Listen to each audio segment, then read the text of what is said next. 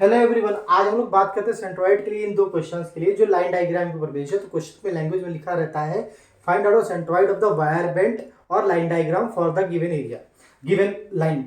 तो आप देखिए ध्यान से, ये इसमें कोई भी एरिया की प्रॉपर्टी नहीं है, ना इसके लिए ना इसके लिए। दोनों क्वेश्चन को वन बाय वन सॉल्व करते हैं। पहला क्वेश्चन ये है तो इसकी पॉसिबिलिटी दो तरीके से है कि आप पूरे एक सर्कल को एज्यूम कर लें और उसमें से इतने एरिया को हम लोग माइनस कर लें इस रिंग की तरह। और दूसरा ऑप्शन ये कि हम डायरेक्टली इसको सॉल्व कर लें कुछ इसको लेकर के इस तरीके से कि 270 डिग्री का एंगल कवर कर रहा है, 3/4 है। तो देखिए यहां से लेकर यहां तक एंगल हमारा ये हो गया 270 degree. So 2 alpha is equal to 270 degree means alpha is equal to 135। Radian में कन्वर्ट करते हैं pi over 180। So this becomes 3π/4 alpha के लिए। सो अब देखिए इसकी एक्सिस ऑफ सिमेट्री कुछ ऐसे होगी, ये इसकी एक्सिस ऑफ सिमेट्री हो गई, this is axis of symmetry. और सेंट्रॉइड यहां से कहीं किसी डिस्टेंस पर लाई करेगा। मान लीजिए कि ये पॉइंट हमारा सी है जो सेंट्रॉइड लाई कर रहा है और ये डिस्टेंस हमारी हो जाती है पी। सो पी के लिए फॉर्मूला हो जाएगा r sine alpha by alpha. हम लोगों ने इसको प्रूफ में देखा है। सो आर की वैल्यू आपकी लिखी थी 20 साइन 135 डिवाइडेड बाय 3π/4। आप सॉल्व करोगे इसे पी की वैल्यू मिल जाएगी 6। लेकिन इस P की वैल्यू सेंटर से है ना कि ओरिजिन O से है। तो हमें ये डिस्टेंस चाहिए होगी सबसे पहले, क्योंकि सेंट्रॉइड हम ओरिजिन के रिस्पेक्ट में फाइंड आउट कर रहे हैं। तो इसके लिए OC की वैल्यू जो हम लोग निकालेंगे that is the this minus this. ये साइड आपकी हो जाएगी 20, आपका ये रेडियस है और 20 आपकी ये रेडियस है। तो 20√2 हो गया। तो 20√2 माइनस 6, तो इसकी कुछ वैल्यू आपकी आ जाएगी। तो OC की वैल्यू यहां से आपको मिल जाएगी। I hope this value becomes 15.75 for the centroid. Sorry, this is 22.28। Okay now अब देखिए OC का कॉस कंपोनेंट मीन्स आप देखेंगे अगर ये आपका है तो एक कंपोनेंट ये रहा और एक कंपोनेंट ये रहा। OC का कॉस आपका x बार हो जाएगा और OC का साइन आपका y बार हो जाएगा। ये 90 थे आपका 45 डिग्री हो जाएगा definitely. So x bar is equal to OC cos 45 degree and y bar is equal to OC sin 45 degree. आप वैल्यूज को पुट करेंगे तो OC की वैल्यू 22.28 है। तो x bar is equal to 15.75 and y bar is also 15.75। This will be the answer. तो simply हमारा centroid coordinate हो जाएंगे इस केस में 15.75, 15.75। ये हमारा पहले क्वेश्चन का आंसर हुआ। अब हम लोग चलते हैं दूसरे क्वेश्चन की तरफ। तो उसको क्लीन करते हैं।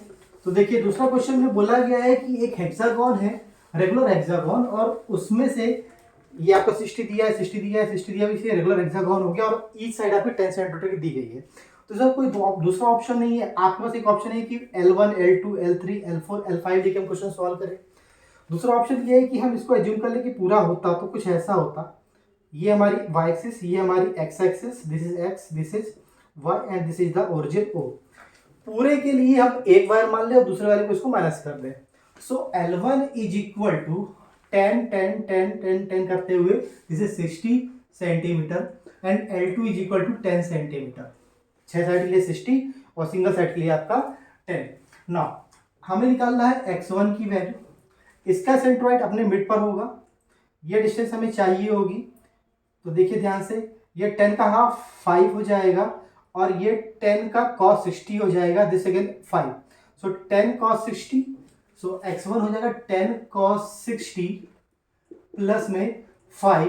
तो 10 cos 60 cos 60 होता है 1/2, तो ये आपका अगेन 10 सेंटीमीटर आ जाएगा x1। x2 की बात करते हैं और साथ में y1 एंड y2 की बात करते हैं। y1 देखिए ये हाइट हो जाएगी, तो ये हाइट हमारा 10 का साइन 60 हो जाएगा। तो एग्जैक्टली 10 साइन 60 आपका ये हो जाएगा। y1 हो गया 10 साइन 60 डिग्री। नाउ अब बात करते हैं x2 के लिए। इस पर्टिकुलर जो अपसेंट लाइन रहेगी, इसका CG यहाँ पर कहीं पर रहेगा। हम इसकी बात करते हैं तो देखिएगा ध्यान से, ये साइड हमारी 10 साइन 60 थी पूरी की पूरी और इसका जस्ट मिड पॉइंट आपका ये हो जाएगा। तो ये आपका 10 साइन 60/2 यानी कि आपका 5 हो जाएगा। तो x2 10 sine 60 degree by 2, this becomes 5/2 means 2.5 centimetre.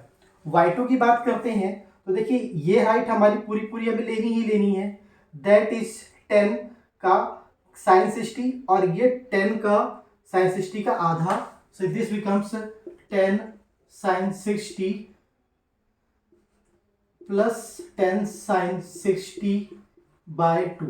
See this is cos, so this becomes 10 sin 60 15 by 15 sin 60. आप इसको सॉल्व करेंगे तो ये आपका बन जाएगा 13 सेंटीमीटर के आसपास। अब आपको पुट करना है वैल्यू को, तो x बार equal to L1 x1 minus L2 x2 divide by L1 minus L2। L1 आपके पास है, L2 आपके पास है, x1 आपके पास है, x2 आपके पास है। आप वैल्यूज को पुट करेंगे तो ये आपको मिलेगा 11.7 सेंटीमीटर। सिमिलरली y बार की बात करते हैं, L1 y1 minus L2 y2 divided by L1 minus L2। आप वैल्यूज को पुट करेंगे तो आपको यहाँ से मिल जाएगा, दिस बिकम 7.8 सेंटीमीटर के आसपास। तो इसके कोऑर्डिनेट आपके हो जाएंगे c is equal to the 11.7, 7.8, ये आपका हो जाएगा centroid of this given wire bend. तो आप इस तरीके से किसी भी वायर बेंड के लिए आसानी से सॉल्व करके निकाल सकते हैं वैल्यूज को। बस याद रखिएगा, वायर बेंड हो, लाइन डायग्राम हो, तो एरिया को यूज नहीं करना है। बहुत से लोग इसको एरिया को लेकर सॉल्व कर देते हैं, क्वेश्चन वहीं पर वो गलत हो जाता है। आई होप कॉन्सेप्ट समझ में आया होगा, और क्वेश्चन को देखते रहिए। Thank you.